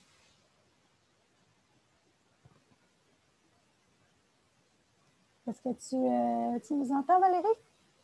Oui, allô. Ben, en fait, je ne voulais pas prendre le micro. Je proposais de demander aux gens s'il y en a qui aimeraient prendre le micro pour alterner un peu avec le chat, s'il y en a qui veulent s'exprimer verbalement, une invitation. Oui, c'est une bonne idée. Merci, Valérie. Donc, s'il y en a qui veulent prendre le micro, là, c'est toujours temps d'écrire un micro dans le chat. Ah, tu vois, ça a fonctionné. On a Karine là, qui demande le micro. Donc, Karine, je t'invite à activer ton micro et poser ta question. OK. Bien, bonsoir tout le monde. Je suis très contente qu'on participe en tout cas à cet événement-là. Bravo, Ville de Mont-Tremblant. Je voulais savoir, dans le fond, côté peut-être plus gestes, oui, pour les changements climatiques, mais aussi des gestes qu'on peut faire là, notamment pour les cours d'eau. Récemment, on a fait la corvée de nettoyage de la rivière du Diable. Et je voulais savoir, comme matériel pour nettoyer, pour, oui, faire de la prévention, mais aussi pour, comme justement, enlever des déchets dans des cours d'eau ou pour nettoyer d'une autre manière aussi, là, qui aurait un impact pour la flore et la faune. Est-ce que la Ville veut se doter d'équipements variés qui pourraient aider notamment des citoyens pour la prochaine corvée de nettoyage ou pour d'autres événements importants? Voilà, merci. Bien sûr, oui. Et premièrement, merci d'avoir participé à cette corvée-là. Je pense qu'on a vu que vous aviez vraiment avoir de beaux résultats avec votre équipe, puis on est très content de ça. C'était une première fois qu'on faisait une corvée de nettoyage, donc on essayait de commencer ça pas trop pour être capable de bien encadrer ça, pas qu'il y ait de débordement. On pense que ça a été un succès. On aimerait pouvoir continuer ça à venir, s'améliorer et se doter d'équipements qui vont nous permettre de faire un meilleur travail. Donc oui, tout à fait, on veut poursuivre dans cette lignée-là. Merci beaucoup. On avait une troisième demande de micro de la part de Gabriel. Donc, Gabriel, tu peux activer ton micro et poser ta question. Oups, on ne t'entend pas. Ton micro est encore. À l'arrêt, mais je vais essayer parce que je sens que c'est une question niaiseuse, mais... Il n'y a pas de question niaiseuse, on est là pour ça. J'habite Mont-Tremblant, Normando. De ce que j'avais parlé, j'avais une inquiétude, en fait, au niveau de nos forêts de pins rouges qu'on a un petit peu dans la région des secteurs. Avec les vagues sauvages, je me demandais si on pouvait s'attendre, je pense pas que ça va être comme la Californie, mais on peut s'attendre qu'il y ait une hausse accrue de risque qu'il y ait, à cause que c'est des pins, une inflammabilité.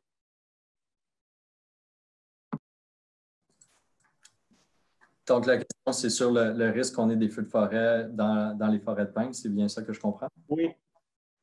OK. Oui, on a plusieurs forêts de pins rouges. Il y a une gestion particulière qui doit se faire de ces forêts-là, en effet. Ça dépend si c'est une forêt qui est naturelle ou si c'est les résultats d'une plantation, parce que la densité, ce n'est pas la même chose et la végétation qui est sous le couvert forestier non plus. Je dirais qu'on n'a pas vraiment de mesures préventives en termes de gestion de ces écosystèmes-là de façon particulière pour limiter les feux, parce que pour l'instant, ça ne semble pas être une très grande problématique. Par contre, on travaille beaucoup avec le service incendie qui, eux, font une gestion proactive de tout le territoire pour s'assurer de limiter les risques de feu et qui interviennent très rapidement là, dès qu'il peut y avoir des risques qui s'annoncent.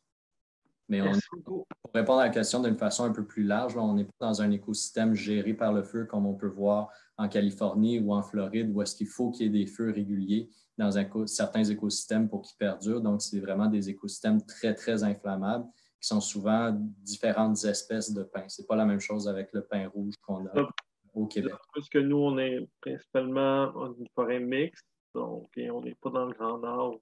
Donc, OK, merci beaucoup. Ça fait plaisir. Donc, on vous a remis à l'écran les questions. Si jamais ça peut vous inspirer, n'oubliez pas que vous pouvez aussi, si jamais vous vivez des choses puis que vous voudriez passer des commentaires sur comment la ville pourrait vous aider à y faire face ou ce genre de choses-là, c'est encore temps. Sinon, on a une question un peu différente ici, qui touche peut-être un peu plus l'alimentation, qui a quand même un impact sur les GES. Est-ce que c'est quelque chose qui serait possible pour la ville de compenser au niveau des restaurants, d'encourager les restaurants à utiliser moins de viande ou de faire des actions au niveau de la restauration dans la ville? Donc, peut-être Vincent? Bien, c'est certain qu'utiliser une alimentation qui est plus basée sur des plantes et beaucoup moins sur viande et encore moins viande rouge, ça a un très gros impact sur les émissions de gaz à effet de serre. Je pense que c'est un des gestes qui en a le plus. Puis on encourage les gens, si ce n'est pas de devenir complètement vegan ou végétarien, à inclure davantage de repas dans leur alimentation. Maintenant, de voir comment on pourrait avoir un incitatif pour pousser soit nos restaurateurs ou nos citoyens vers ce type d'alimentation-là. C'est une très bonne question, j'en prends note. Je ne me rappelle pas d'avoir vu d'exemple ailleurs dans le monde de municipalités ou de gouvernements qui intervenaient à ce niveau-là. Mais on pourrait quand même se creuser la tête pour voir s'il y a quelque chose qui pourrait être développé sur notre territoire. Si jamais vous avez des pistes de solutions, on vous invite à nous les partager, puis on pourra étudier ça plus en profondeur. Merci beaucoup. Je suis en train de remonter, voir s'il n'y a pas des questions qui n'auraient pas été répondues, qu'on a oubliées. Ça a été répondu. Il y en avait un au niveau du chauffage, peut-être. Qu'est-ce qui était mieux entre le propane et le foyer au bois pour les GES? Peut-être que vous avez une réponse là-dessus. Oui, en fait, c'est sûr que tout dépendamment de la source d'énergie qu'on utilise pour se chauffer, ça va avoir un impact différent sur les émissions de gaz à effet de serre. Ça dépend aussi de l'utilisation qu'on en fait.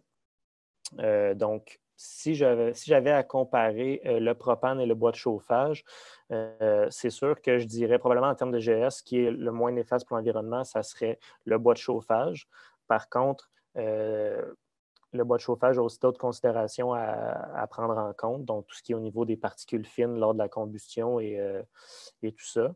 Mais sinon, nous, ce qu'on encourage, c'est vraiment le chauffage à l'électricité. Donc, comme que j'ai mentionné plus tôt, l'électricité au Québec, c'est une énergie qui est très propre.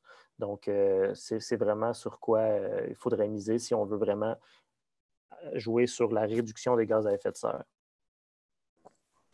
En complément de la réponse de Charles-Étienne, puis pour faire un lien avec la réponse que j'avais faite un peu plus tôt là, sur les cycles du carbone, c'est parce que c'est ça, le bois vient du cycle court du carbone, donc des végétaux qui ont capté des CO2 qui sont coupés puis qui sont rebrûlés tout de suite. Donc, ils ne rajoutent pas de CO2 dans l'atmosphère. Tandis que le propane, lui, vient de l'extraction de ressources naturelles, puis bien qu'il brûle très propre, c'est quand même un ajout de CO2 dans la balance du CO2 qui se retrouve dans l'atmosphère. Par contre, en effet, la plupart des villes sont en train de bannir le chauffage au bois pour des raisons de particules fines qui créent du smog en milieu urbain. Donc, ils demandent aux gens de convertir vers un chauffage propane. Mais c'est plus vraiment en raison d'une préoccupation smog qu'une préoccupation d'émissions de gaz à effet de serre.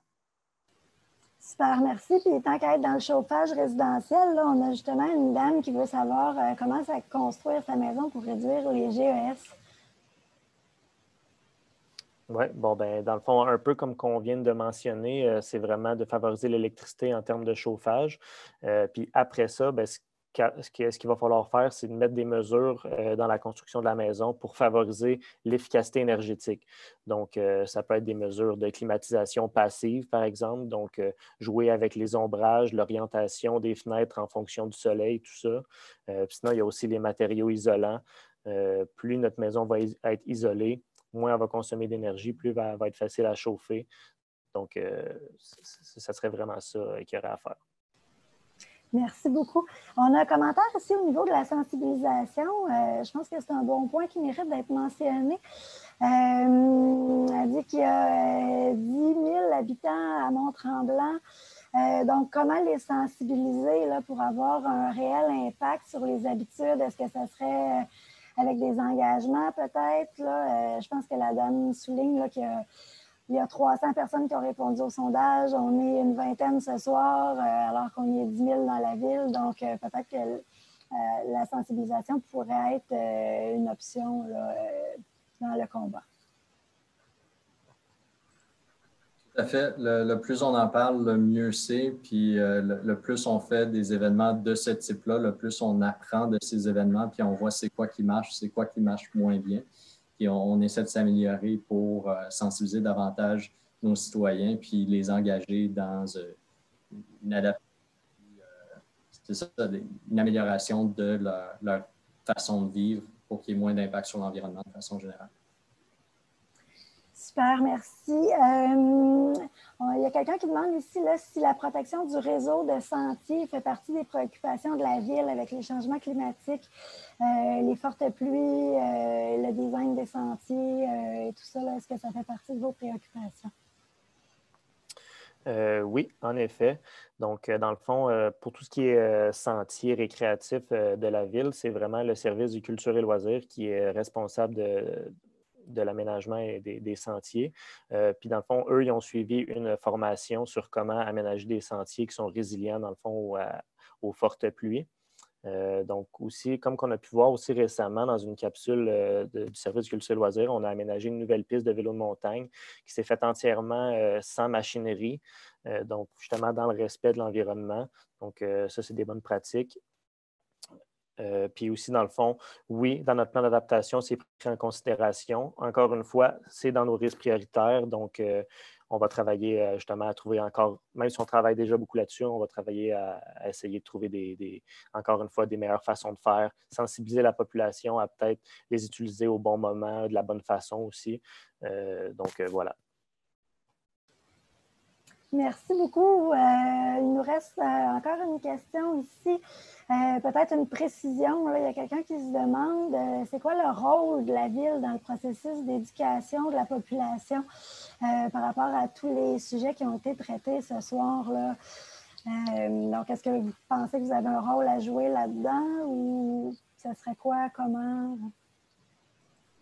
On pense qu'on est un des différents acteurs qui a un rôle à jouer là-dedans. Je pense que ça joue dans les différents paliers gouvernementaux. On a aussi beaucoup d'organismes à but non lucratif très connus qui travaillent à sensibiliser la population.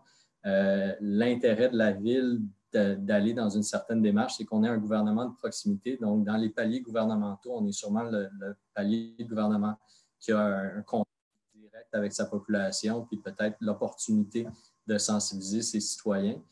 Puis c'est aussi de faire connaître c'est quoi les démarches que la ville met en œuvre dans le cadre de sa réglementation, ses activités, ses usages, pour inciter les citoyens à faire de même puis améliorer leur impact.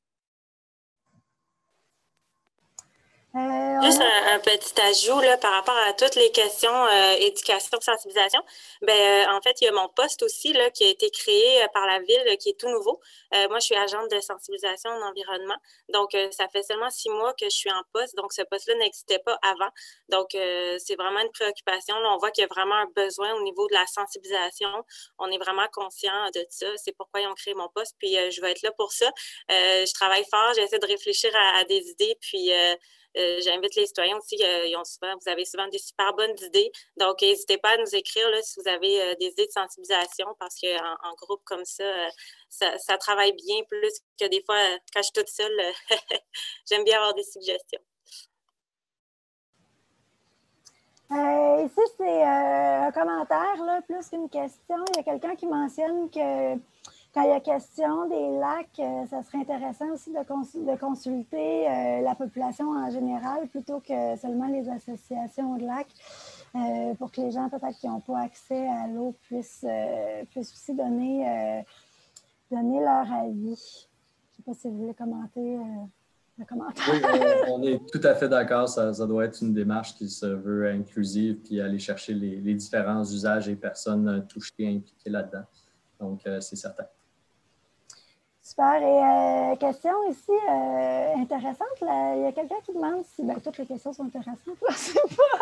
Il y a quelqu'un qui demande s'il y a un comité de citoyens intéressés par l'environnement, comme un comité consultatif en environnement ou quelque chose comme ça à Mont-Tremblant. Sinon, est-ce que ça serait une bonne idée d'en créer un? Il y a en effet un comité consultatif en environnement et développement durable qui a été mis sur pied à Mont-Tremblant. Ce comité, il y a eu différents comités associés à l'environnement dont le nom a changé au cours des dernières années. Le mandat du comité actuel, c'est de travailler à l'élaboration d'un plan d'action en environnement et faire le suivi de la mise en œuvre de ces actions-là. Et on a des membres très impliqués, dont certains d'entre eux participent à la rencontre ce soir. Donc, un gros merci pour votre invitation. Et là, il y a, je ne sais pas c'est qui, il y a iPhone qui a levé sa main dans le coin de sa photo. Je ne sais pas si c'est un accident ou si c'est parce que la personne voulait prendre la parole. Si c'était une question iPhone, je t'invite à débarrer ton micro et à prendre la parole.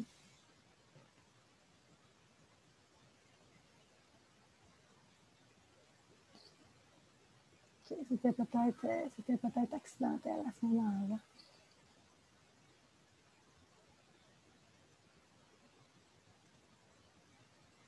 Donc, oups. Je pense qu'on a fait le tour des questions. Si on a encore un petit peu de temps, s'il y en a qui ont d'autres questions, c'est le temps de les inscrire. Sinon, il y a une dernière question.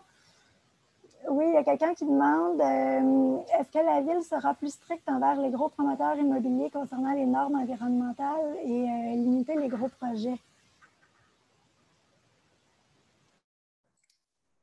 Oui, la réponse courte, c'est oui. On veut être plus strict, on veut travailler avec eux afin que les développements se fassent bien. Maintenant, de limiter les gros projets, ça dépend de ce qu'on entend par gros projet. Il y a de plus en plus de projets intégrés qui se font de façon générale dans le développement au Québec. Pas parce que c'est des projets d'ampleur que c'est nécessairement des projets qui ont un impact très néfaste sur l'environnement. L'objectif, c'est de planifier afin de protéger nos préoccupations environnementales, nos aspects environnementaux dans notre jargon. Donc, on travaille étroitement avec eux pour les projets de toute taille, tant les petits projets que les grands projets.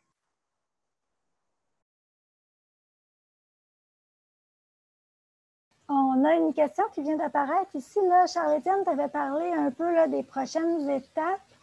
Il y a quelqu'un qui demande s'il y a des échéanciers là, par rapport à ces étapes-là et aux prochaines étapes en général là, pour le plan d'adaptation. Oui, bon, ben, comme j'ai mentionné plus tôt, dans le fond, pour ce qui est de l'échéancier, dans le fond, nous, on aimerait ça être en mesure d'adopter notre plan d'adaptation fin février.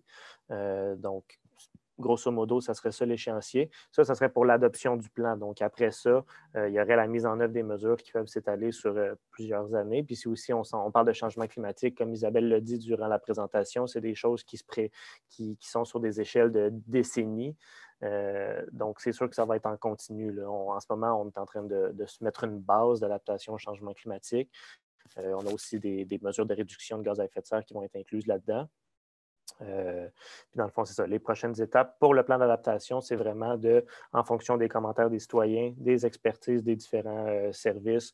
On a analysé un peu ce qui se faisait ailleurs au Québec et dans le monde, de sélectionner les mesures les plus pertinentes pour le territoire, les plus réalistes, puis justement de voir comment on peut les mettre en œuvre ici, là. Super, merci. Donc, je passe la parole à Edith qui va conclure la soirée, puisqu'on a fait le tour, là, pas mal de questions. Donc, Edith, à toi la parole. Bien, merci beaucoup. Bien, tout d'abord, merci à tout le monde d'avoir été là ce soir. Ça a passé comme un coup de vent, ces 2 heures de discussion avec vous. Merci à Anne-Sophie et à Isabelle pour l'animation et le déroulement technique Ewan. Donc, on est vraiment content de cette soirée-là. On va prendre en note vraiment toutes vos questions, comme on l'a dit plusieurs fois, mais je pense que c'est important de le répéter. On va revoir vos questions. On va vous soumettre au courant des prochains jours là, un document de questions-réponses dans lequel vous allez avoir le détail aussi, puis un rappel de ce qui a été répondu ce soir, donc un petit compte-rendu de tout ça. Et bien, on vous invite à rester à l'affût dans les prochains mois des prochaines étapes là, de l'adoption de notre plan d'adaptation au changement climatique. Et bien, comme vous avez été invité à plusieurs reprises durant la soirée, si de nouvelles idées viennent à vous, on vous invite à nous contacter au service de l'environnement. On a notre adresse courriel environnement@ville-de-mont-tremblant.qc.ca. Donc, ça va nous faire plaisir de recevoir vos suggestions par courriel et de vous lire et de rajouter ça dans notre processus. Donc, voilà, merci à tous et bonne fin de soirée.